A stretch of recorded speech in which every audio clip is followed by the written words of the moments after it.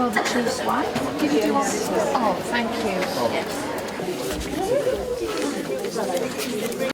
Representatives of the Australian High Commission, representatives from the various ministries and the various bodies that are here this morning. It's a great pleasure for me to be here to launch this symposium. Can you all hear me at the back? Yes, you can? Okay. I was told that you can't hear me, so I was gonna yell, but I think this is okay. Yeah? I'm very glad to be here because I think we'll be covering a topic that probably has not been covered a lot in Fiji. There's not been a lot of talk about it. People have not fully understand the implications of this, of albinism, the impact that it has on a significant portion of our population here. It has been something I've been informed. Albinism has been in Fijian history and culture for as long as anyone remembers. And for all of us that are brought up in Fiji, we have family members who have albinism. We know of them. We've lived with them. We've eaten with them and we've gone to school with them. Many of them are our friends. And our neighbors have all been affected by albinism. In Fiji, we're very familiar with the term rare for albinism. It's a term that we use often. But globally, there's pressure not to use the term albino anymore because of the negative connotations regarding albinos. So we are going to all be using the term person or people or child with albinism instead. I think in Fiji we're a bit better off than in other countries. If you go to Google, as I was going this morning, I heard that people with albinism are really persecuted in some countries. So we're thankful that that is not the situation here in Fiji.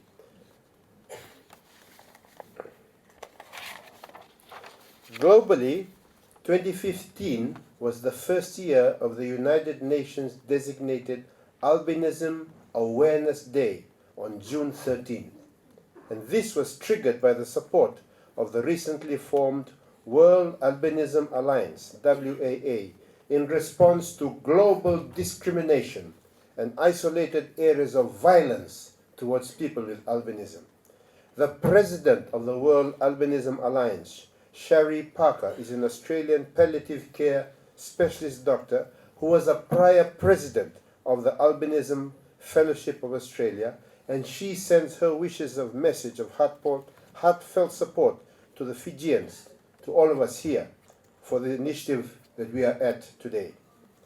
We are all familiar with the pale skin, the pale hair, and blue or pale eyes. Some of us are aware of the vision difficulties by many. It will be exciting to hear of the problems that they may encounter and some of the tools which can be implemented to improve their vision.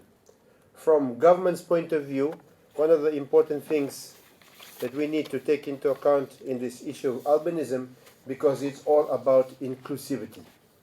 Inclusivity. The constitution that we have recently put in place in 2013, one of its basic foundation building blocks is the concept of inclusivity. We bring everybody in. We don't leave anyone behind. One of the greatest problems that has beset our nation over the past few decades has the problems of not focusing on inclusivity, but focusing on tearing people into little groups and taking them apart. That has been the cause of our problems these past few decades, has led to the coups in the past. So if there's one message that we've had over the past few years, that a strong Fiji, a Fiji in which everybody is looked after in Fiji, is where all of us are inclusive in anything that we do. A lot of our efforts in this area in the past have looked at inclusivity in the terms of ethnic, on racial lines, getting everybody to be able to see ourselves as one country, getting everybody to call ourselves Fijians, though we recognize the differences amongst us, and we continue to treasure the things that are important to the different ethnic groups. But still, ultimately, to bring a strong country, it's important for us to include ourselves into one country. Hence, the importance of talking about ourselves as Fijians. We also have inclusivity in terms of the ideas of the different religions that we have. In the past, religions have also been used to break people apart. But what we have now, we have built a nation that is a secular nation, but at the same time, everybody has the right to respect, to worship in the way that they need to worship their own gods. But ultimately, when we begin to talk about inclusivity, one of the areas that we tend to forget about is the other groups that outside of these basic parameters of race and religion that we normally talk about. Ultimately, the government and the constitution is built on this foundation of inclusivity, bringing everybody in, making sure that no group is left behind in all the efforts that we have. So that is why we in government, we see this particular symposium that we have today, that will be focusing on albinism as another step in the march towards inclusivity, in the march to making sure that everybody in this country, we're looking at everybody's needs and we focus on all of us as an entire group so that we can move the country forward. That is the importance of this. Inclusion of all people is one of the basic philosophies of the Fijian government. Nobody is left behind. Everybody is treated, regarded as an equal human being, because that's how we were created in the first place. God created us all as equal human beings. So everybody, immaterial of what their skin looks like, immaterial of what their beliefs are, we in this country, to be strong, we must treat and love everybody equally. This symposium was planned by the Fiji Albinism Project Steering Committee based at Mataika House. And I'm told that recent evidence is that a variety of albinism was identified in our neighbors in Tuvalu. And we will hear today to the presentations and tomorrow that the rate of people with albinism is 1 per 700. That's quite a big percentage, 1 per 700. And this two-day seminar entitled the first Fiji Albinism Awareness Symposium is about promoting albinism awareness and to enable us to all learn enough about the health components of albinism as well as how these impact on education to enable us to support these people so that they can lead full and supported lives. I think one of the reasons that people get discriminated against or they don't get full access to the kinds of services that they need is because those of us are in the health sector or in the education sector or in society as a whole do not have enough knowledge about the impact of albinism. So hopefully through symposiums like this, today's events, and events that you will organize later on, will be able to raise the awareness, the knowledge, and the understanding so that people in the education sector, and the health sector, in other sectors may be able to put into place programs that address these issues. The program has been supported financially by both the Australian corporate donors, such as the Australasian College of Dermatologists, through its International Dermatology Outreach Committee, and also a large number of ordinary Australians through a St. Vincent's Hospital Sydney Trust Fund dedicated to improving the health and skin of the people of Fiji and the Pacific. So we are very thankful to those that have given their funds, to the people of Australia, the government of Australia, and the Australasian College of Dermatologists for the funds that they have put together allow us to have this symposium here today. A group of Australians with experience in albinism care or education are also here to participate in the clinic and contribute to the meeting. They will talk with Fijian caregivers about their experience with albinism and hear from some of our NGOs with information about how they have started with a small idea and how they have blossomed with support and interest within communities. The group discussions on the second day of the symposium will enable participants to come up with new ideas from a multi-sectoral point of view with ways to support people with albinism for a review and analysis by the Fijian government. This will have the potential to dramatically improve the health, the education, and the quality of life of those important members of our community with albinism. I look forward to hearing of the results of the symposium and what happens after this. Because they say that learning and the sharing of learning is not complete until it leads to some change.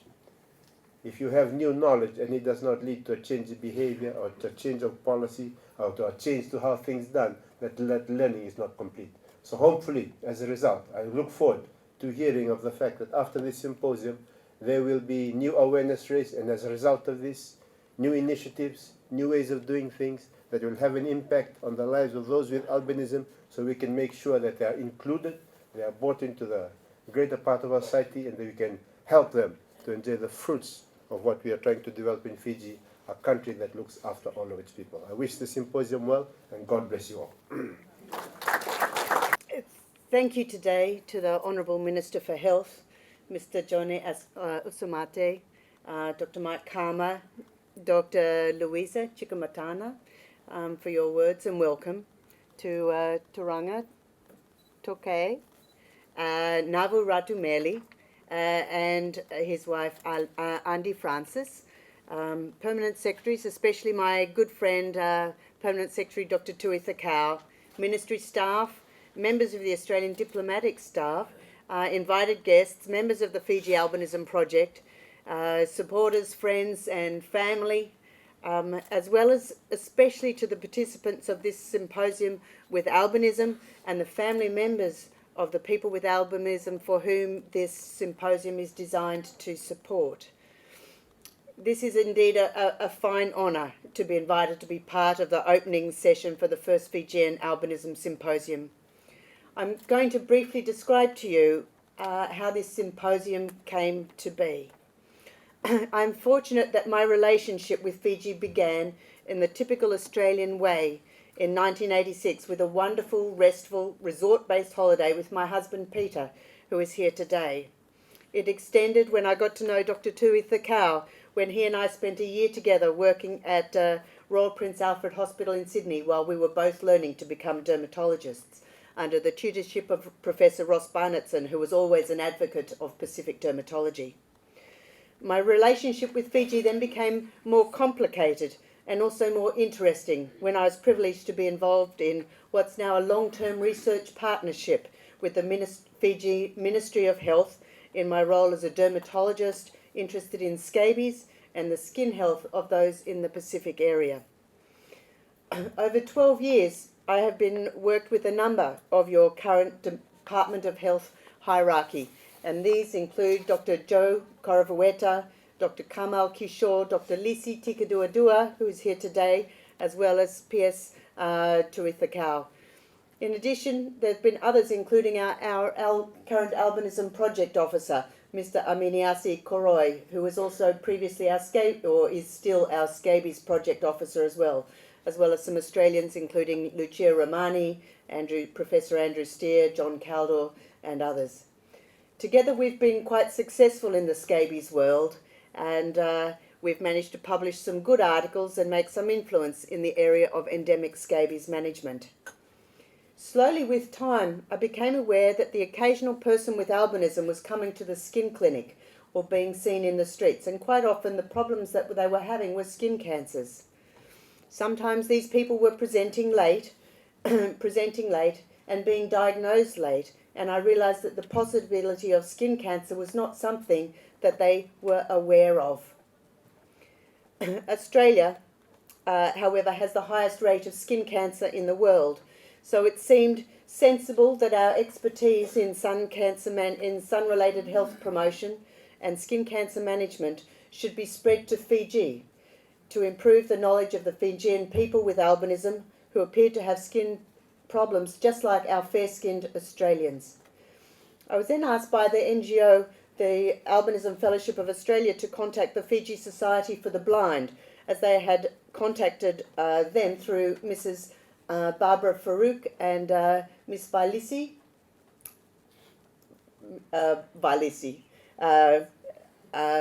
about giving them some guidance about the care for children with albinism that were being seen more and more at the Fiji School for the Blind. My lessons on albinism and education started in earnest then, as I realised that the only way to keep people with albinism out of the sun was to educate them well, and so that they could read well and start to be able to get indoor jobs instead of becoming gardeners and farmers and being exposed all the time to the sun. So my focus had to change from skin cancer management, from a focus from the skin to education, and then to the management of the eyes. Albinism is quite variable in its effect on the eyes, with some people having very good vision and being able to drive, and others being technically legally blind. So it's extremely variable, and I'm very excited that we will be having people from the eye department from the Ministry to be talking about the eyes today. The resultant visit to Mrs. Farouk resulted in a workshop at the Fiji School for the Blind in November 2014, and although there were only 35 participants, it was an extremely powerful meeting, and the enthusiasm and the support from the parents, the teachers, and the parents of the children with albinism, the teachers and the community low vision workers was amazing. They had such wonderful suggestions for things to do, and one of the things that they all supported was that there should be another workshop for people outside the Fiji School for the Blind. And I learned then that sometimes that if you ask, some amazing things can happen. I first asked Dr. Kama if he would be interested in helping supervise Mr. Amini Koroi as a short-term albinism project officer while the Scabies project was relatively quiet. He agreed, and then a health-based steering committee was formed, a chairman invited, meetings were held, education and the Fiji School for the Blind were included, then more helpers were invited from Australia, and then the UK were brought in, and slowly a symposium was planned and put together, and today is the result. Then we had to look for financial support. The timing was too tight for a quick symposium included in this year's Ministry of Health budget to fund a symposium, so we started to look elsewhere. The Australasian College of Dermatologists, as you just heard the Honourable Minister say, was agreed to support the training of a dermatology doctor, Dr. Api Nakulinavalu, to come to Australia for upskilling in dermatology in the skin cancer management, and they also offered to start the ball rolling with providing some funding for this symposium. The rest of the money has, as Dr. Jone, as Mr. Jone Usamate has said today, came from donors who donated their money to the St. Vincent's Hospital Trust Fund for promotion of health in the Pacific. And many of the people who donated this money, many of them had come in contact with Fijian people either in Australia or as friends or workmates or as tourists when they've come to your shores for rest and to be reinvigorated by your kindness and generosity of spirit. And they were happy to say thanks. So here we are today because of the wonderful relationship that has developed over many years between our two countries who have worked and played together for the mutual benefit of both. So thank you. The Honourable Minister for Health, Permanent Secretaries, Government Departments, invited guests, Dr. Mago and the group, our project committee, media services staff, the MC and coordinators, dear brothers and sisters in Christ, Bula Suva, Bula to everybody. I think in the middle of last month I was approached by Mr. Koroi's team in Nandi, and I was asked or invited to be present today, and I said, okay, I'm willing to come. And last night I was just given about 7 or 8 key points to talk about it, but I have no time for that. But I already prepared my speech. I'll go on that one, and I will fill in what I have given last night. Well, according to Psalms 1:1, verse 1 and 2, says, I will lift up my eyes to the hills, from whence comes my help. My help comes from the Lord who made heaven and earth. Au na taga ke kina ulu ni vanua sa taka mai kina na nungu vuke vuke. A nungu vuke vuke ko tiova kwa sambulia na loma langi kena burabura. I thank the committee for inviting me, I already mentioned. I didn't know that until last night I heard that I'm one of the guest speaker. And again this morning I was asked to come and sit together with the minister.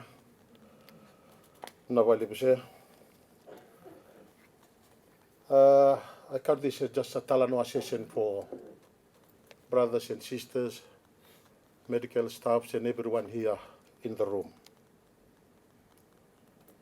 I told Dr. Mago last night, I don't want my speech to go into the media because it is my personal life.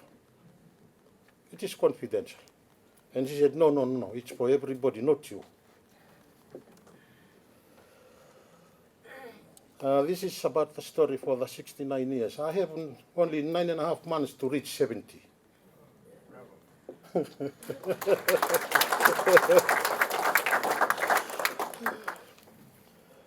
Well, my 70th birthday will be on the 4th of March next year. I will be lucky enough to reach that with my beautiful wife, Rowa Ngolo Saukuru, and mainly, importantly, the blessings of our God, if He will allow me to reach 70, which the Bible already said. Well, my name is Atumeli Ngobungununibosa Saukuru. I was born on the 4th of May 1946 in my village in Ratambu, that is from Nandi, in the province of Mba. My education starts from 1952. Maybe most of you people here were not born. Until 1959 in my village school, Bunayasi District School, and after that I went to the Sri Vivekananda High School in 1960, just to the first term of fourth form in 61. I was given a scholarship to go to study in India, and I was unfortunately, my father died when I was 6, and my uncle was completely blind. And I was just look after me. It's only my mother and my elder sister, which is 3 years older or elder than me. And I couldn't make it. I have to stay there, complete my education. But my learning and education doesn't leave me until I go to my grave. It will be continue every day. It shows that in my working career, in all departments, firms, companies, which I worked for. I started working in 1964 in the Samlal bus as a bus checker. And after that, I go to the Fiji Mitch, spend 10 years from there, from the packing level up to the manager level in the Lautoka branch and the Tabua branch, and manager the wedge make company from Australia, butchery in Nandi, and also a manager of the Nice Bowler Night Club. Maybe most of you will know that in Nandi.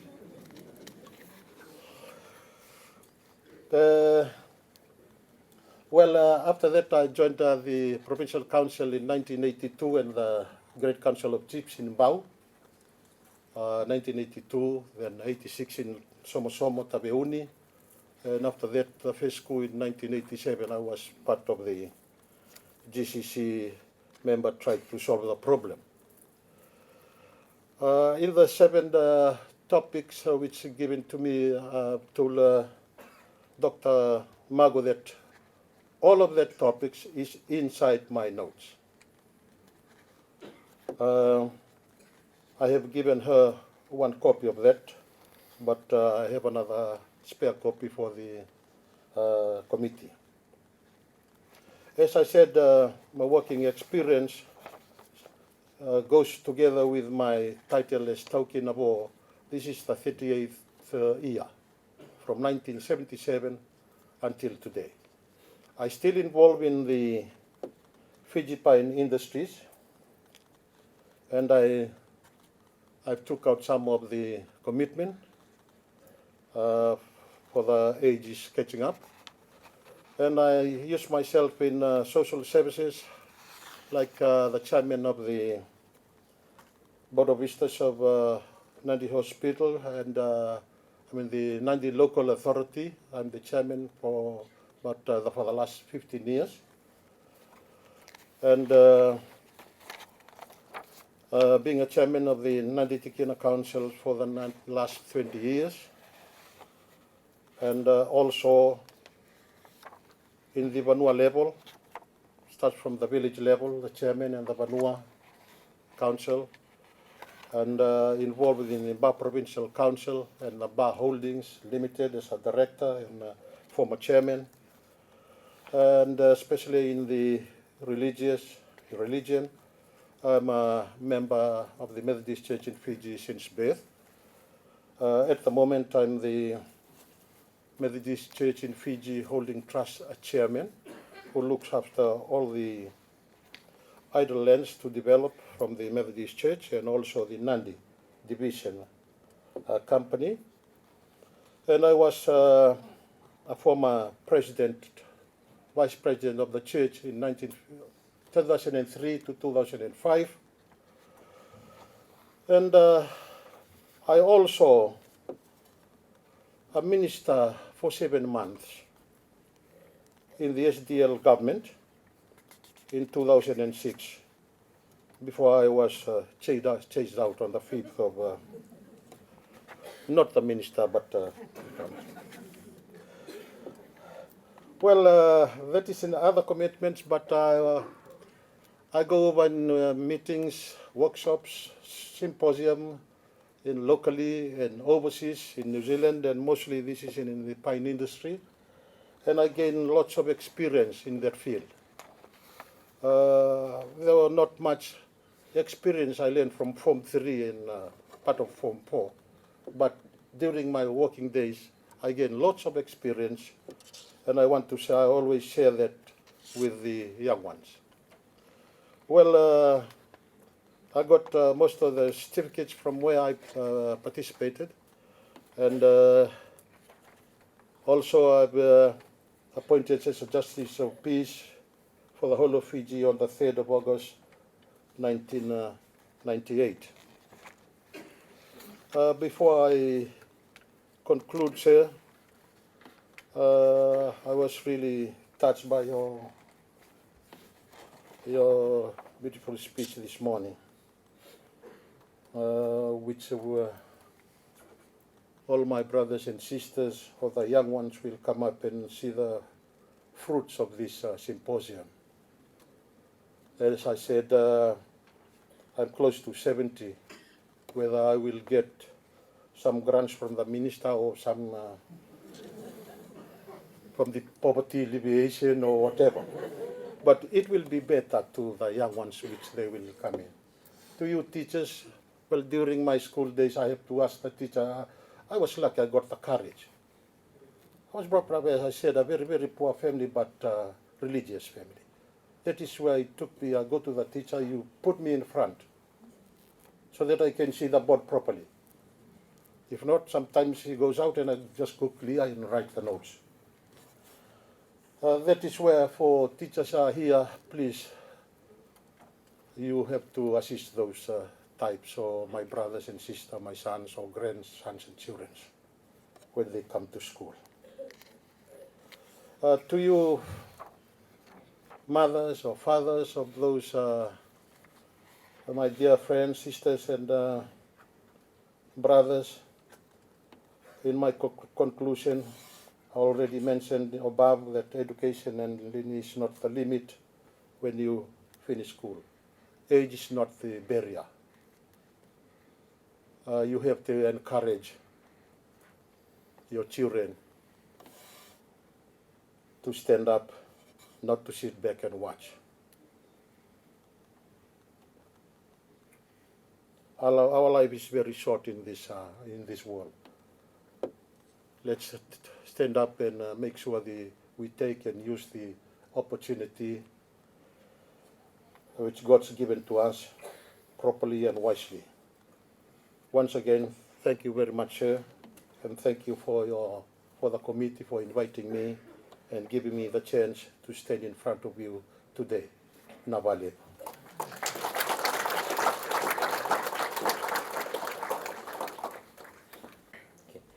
My name is Simeone Nantakutavuki. For those of you who do not know me, for those of you who do know me, my name is still Simeone Nantakutavuki. Okay. I'm a medical registrar at the CWM hospital with internal medicine. I've been a doctor for 7 years now. I hail from Rewa in Nasingatoka.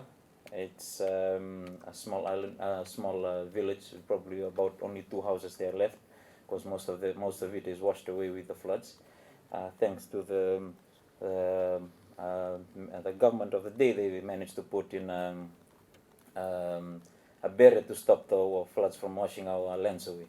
So I am really grateful for the government for that. And my mom's village is from Kandavu in Wailu. I'm sorry I did not prepare for any speech.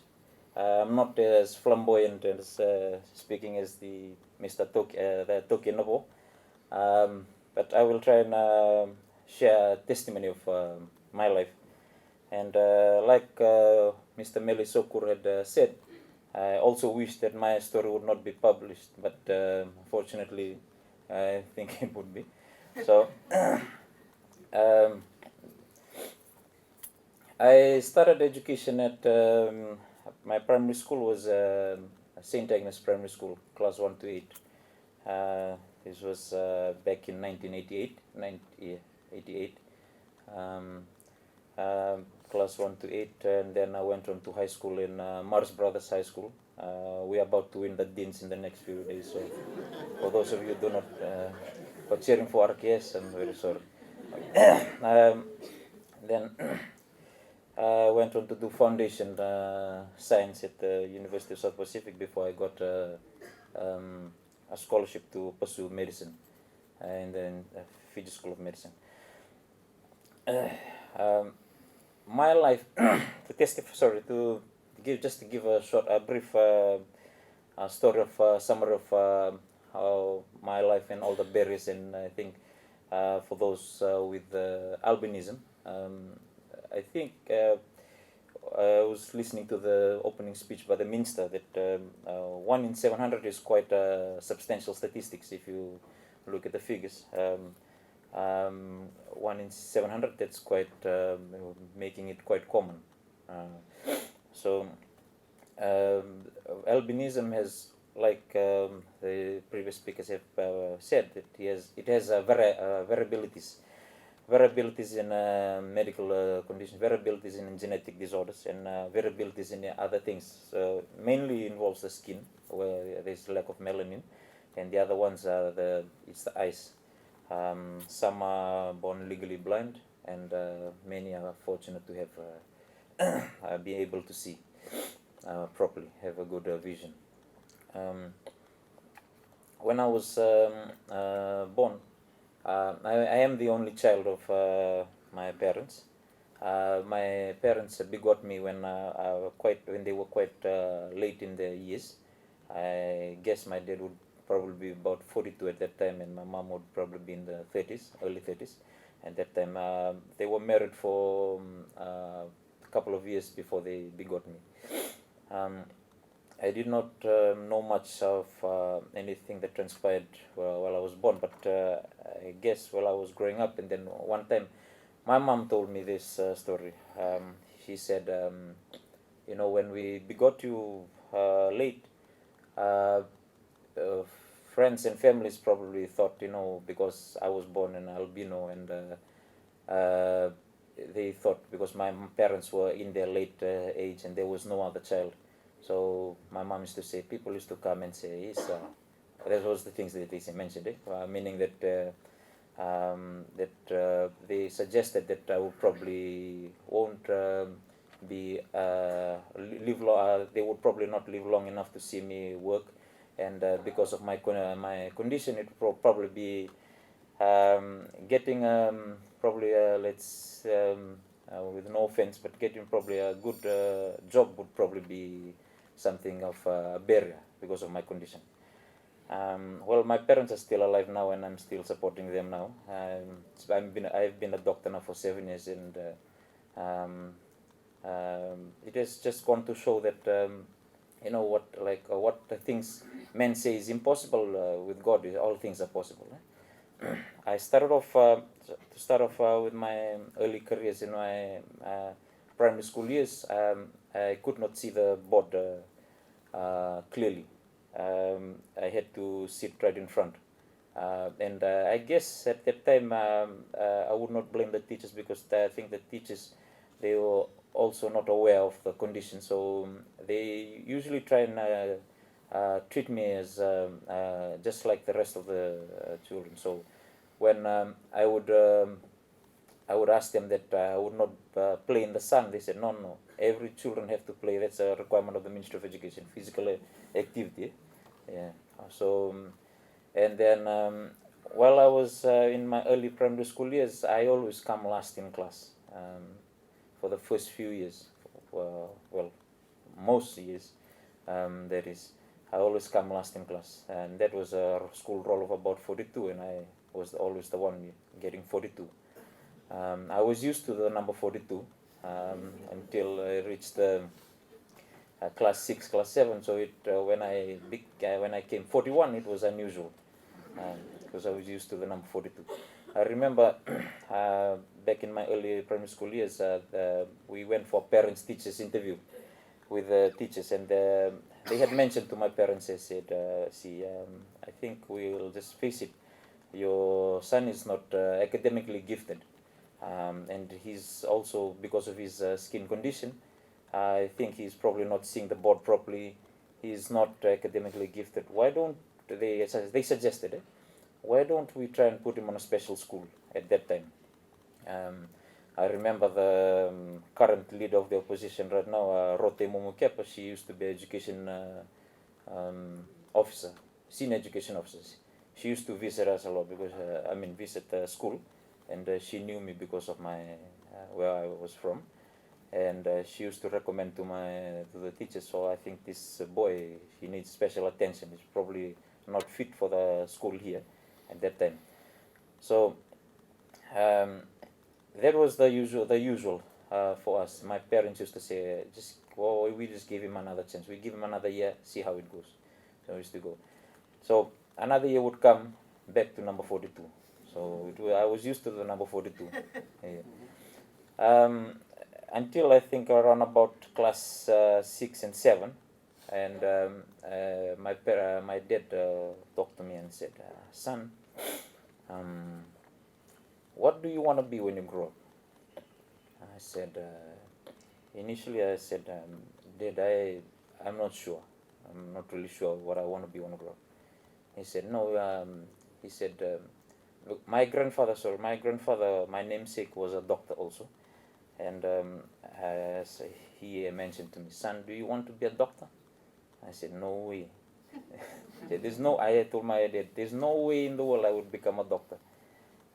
He said, why? And I said, well, I'm number 42. I mentioned to him because I was usually cheeky when I was small, so I usually talk to my parents, it's usually a sarcastic way. I said, Dad, in case you don't notice, number 42 doesn't really cut it in medical school right now. He mentioned, son, with God, all things are possible. So,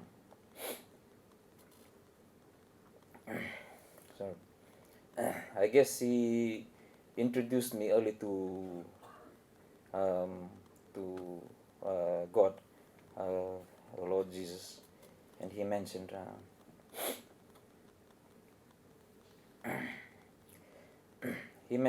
that time.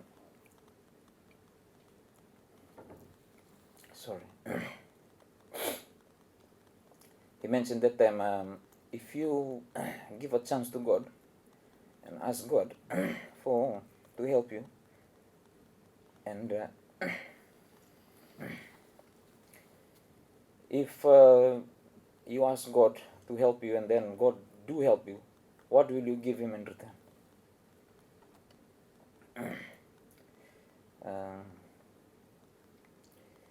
I said, that time I said, because I was still young, I'm not really sure that I don't have anything, I don't have money, anything.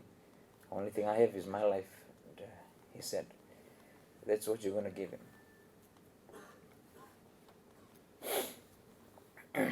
You're going to testify about his love and his mercies and that the things that he did. So, sorry. When I was asked to talk to the owner about my life, I was quite reluctant. Then I remember, because it's been a long time since I made that promise, since I made that bargain with God. And God reminded me again today.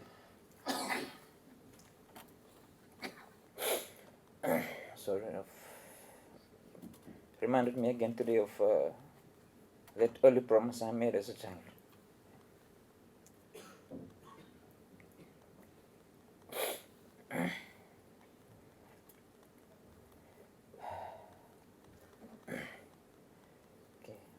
Sorry for.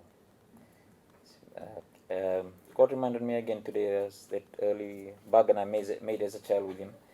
So, anyways, I said, okay, I'll give a chance to God, see what is. I know that in my heart, deep inside my heart, I said, there's no way I'm gonna come from number 42. Well, I prayed that year. I think it was back in class 7, and I asked God, Lord, if Lord Jesus, if you are real, make me come down from number 42, because I'm so used to it. I don't know what number 40 would mean to my family, or number 39 for that. Well, God, when I was in class 8, my final year at the primary school, I got the shock of my life that I was appointed the head boy of the school at that year, and also got the shock of my life that I came 4th out of number 42. So,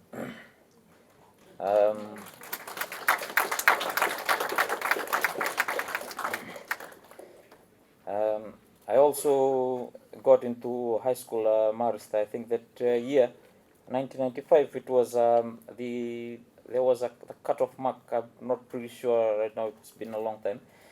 I think the cutoff mark that time was for class 8 was probably 460. I think 460 out of 500. If 460 out of 500 at that time. It was only 4 of us from our school at that time, primary school of the number 42. 4 of us that made it to high school to Marist. With that, by the grace of God, I went past the 460 mark. So I've when I went to high school, things just took a turnaround. For me, I was always in the top 4 from that time. Now looking back at those years, I still can't believe how it happened, but I know it's God. And I was starting from Form 3, I had prizes in high school for best achievements, prizes in high school for academic achievements. Okay, went into the first top 4, and went up to when I was in Form 6. There was only we had a school roll of about 200 plus of the Form 6 year that's set for the Fiji School Living Certificate at that time, FCLC. And it was only 10 of us that went that had more than I think 320 out of 400 that year back in '99. And 4 of us got selected into I went into foundation science, and from foundation science there was only 4 of us from my high school Marist that got selected into medical school. In the year 2000, I was also selected to attend Otago University, but my dad had bypass surgery, so at that time I was also selected to both my selection from Otago and selection from the Fiji School of Medicine. So I'm still calling it the Fiji School of Medicine. I know it's FNU now. Both my application came through, and I was selected in both. So both institutions. So because my dad had bypass at that year, So I was requested to stay back. So I turned down the Otago offer, but I took up the Fiji School of Medicine offer. And I studied medicine there for 6 years. And my first, I was in an intern. I did my internship in 2008, and my first posting was to Rotuma. After I think after completing my internship here, while we were waiting for posting, there was me and another of my colleague, Dr. Mesun Enoda. The ministry had sent out a form for us to apply where do we want to get posted, and I remember that year we said if we're going to, I can't be posted up because of my skin condition, because the sun, all those things we will have to take into account. So I remember that year, while all of our colleagues were applying where to go, most of them had applied to be posted just close by, and my colleague Mesu told me, we'll write to the Ministry of Health and say wherever you send us, we'll go. And I said, why do we have to write like that? He said, no, because when the selection committee sees that, they will say, oh, these two gentlemen are very good. Let's just post them close by. So, well, that didn't eventuate. My friend got posted to Onela and I got posted to Rotuma. We could not, by the time the posting had come out, we could not appeal. It was already gone. So I still hate him for that, but it's been, but I spent 2.5 years in the island in Rotuma. One of the most beautiful experiences in my career as a doctor. The sun was one of the factors, but I took a lot of sunscreen at that time. And for the island was a beautiful island, and unfortunately I had to get married there also. Married to anyways, I think just looking back in my life, I think that if I could mention something to the symposium, I think it probably would be the stigmata. I think that we would, the people with albinism would be facing a stigmata, because mostly in society we are governed by the fact that we usually based our judgments on what we see rather than what we don't see. Judgments, our judgments are clouded by the fact that we based it on what we actually see in front of us. It is not by the fact that what the person is capable of doing, or it's deep down inside.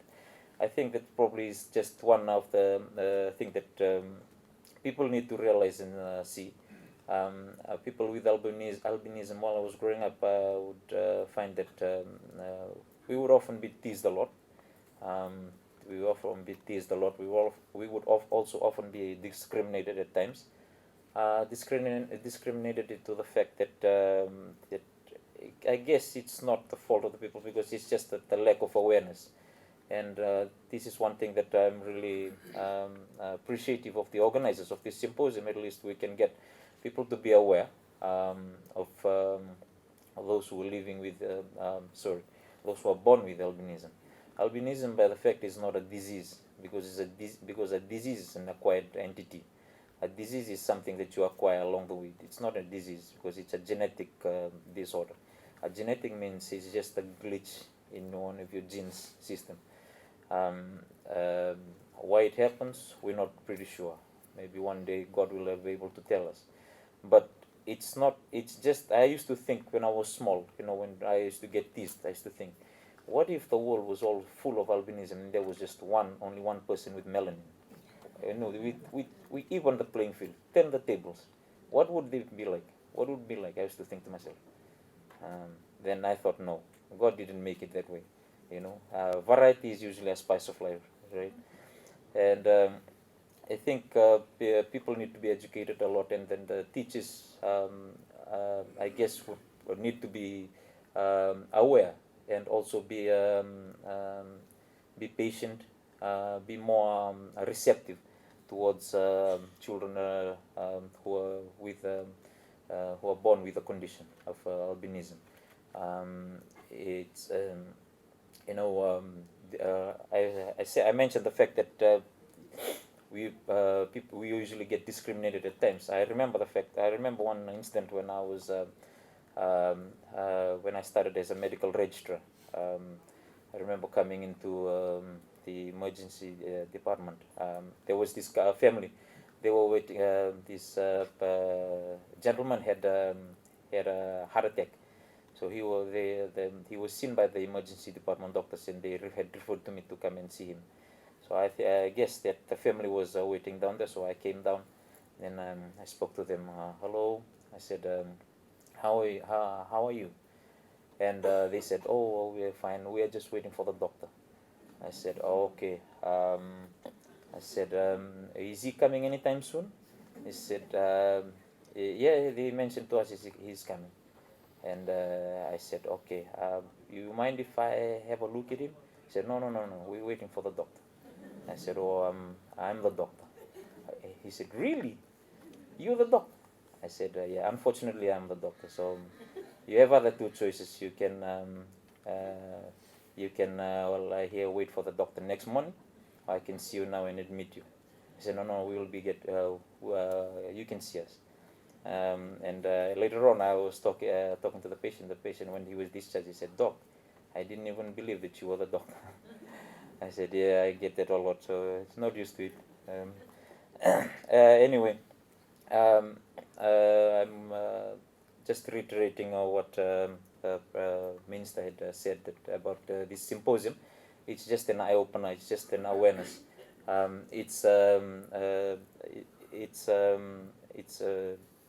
I guess it would probably be a wonderful step into trying to get people living with albinism to be aware of the fact that it's not a curse, as in other societies have said.